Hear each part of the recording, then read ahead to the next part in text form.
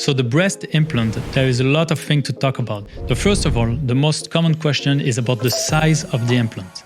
The only person who's going to decide the size is you, the patient.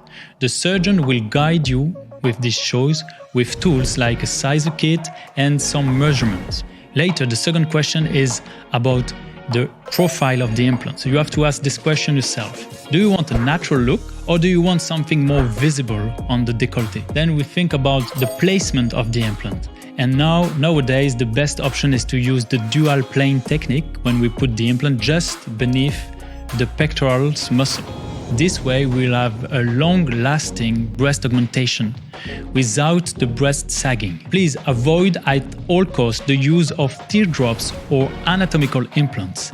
These kind of implants are used for breast reconstruction. It is completely stupid to use this for cosmetic purpose because you will put a lot of weight on the bottom of your breast, and with 2 to 3 years you will have a saggy breast and you will need a breast lift.